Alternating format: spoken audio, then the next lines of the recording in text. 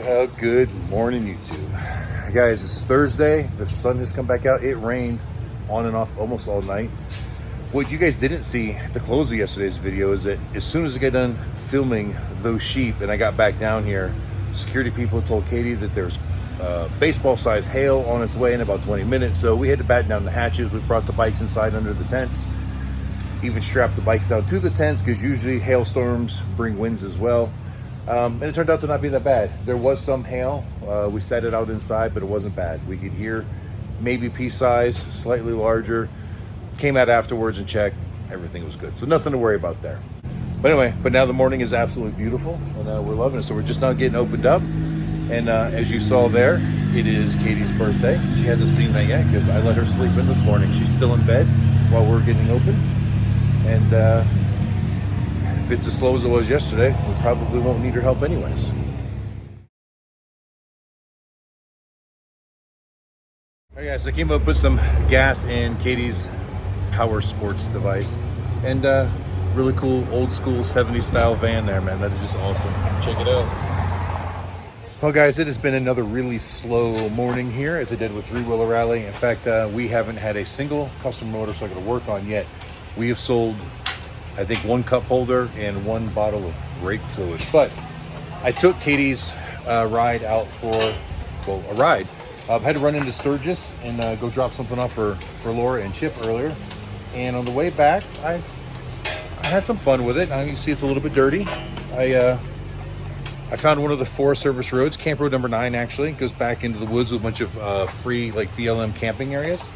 And because they've had so much rain here, it was very sloppy and nasty. Even had to ford a creek or whatever. But I put it in rally mode and had a little bit of fun with it, and it is a lot of fun.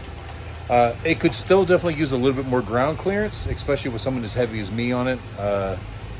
It was bottoming out on a few things, but luckily the Ryker rally model that this is, it has a skid plate on there, so I was pretty confident I wasn't going to hurt anything too bad, even though there were a couple of hard hits. But now we are changing the oil on it because only 3,000 miles on it, but you know how I am. Whenever I get something new, I always put new fluids in it that we can keep track of it for sure. The oil didn't look bad, so I'm assuming it was relatively new, but we go Amsoil all the way. So we're gonna do Amsoil in it, and we don't have to worry about it for quite a while. They're relatively easy. So this is the oil filter housing right here, which is just underneath this little hood, which has just got a couple little quick clips to pop it off. Obviously underneath there are a drain plug. Actually, there's 2 drain plugs kind of side by side, and then you fill it over here underneath this cover. There is the where the dipstick is under here. Just fill it back up through the dipstick hole.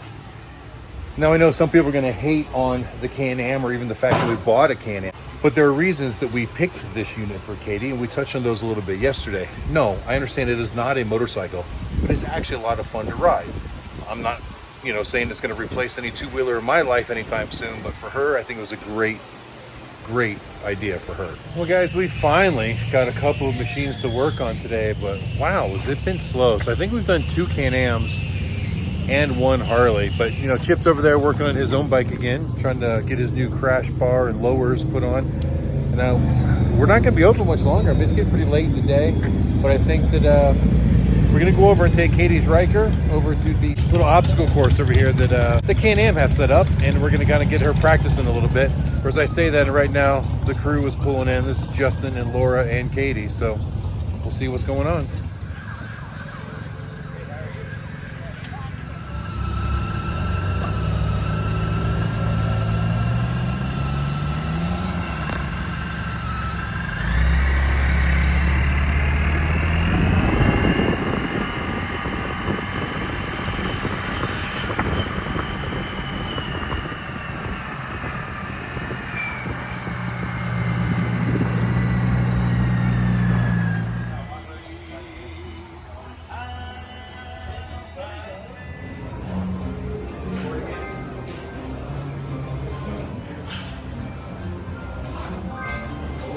All right, guys, well, we closed up shop. We came over to Cadillac Jack's Casino because for Katie's birthday, she wanted Mexican. And they've got a Mexican restaurant in here called Guatemala's or Guadalajara's or something to that effect, but that's where we're going for dinner. All right, guys, this is Katie was in the mood for Mexican. We had it at Guadalajara's. and it was fantastic. She made a great choice. Unfortunately, they had nothing for dessert, and birthday girl can't go without having a dessert. So we are now on a quest to find dessert. Looks like all the ice cream shops in town have closed because it's almost 9 o'clock at night.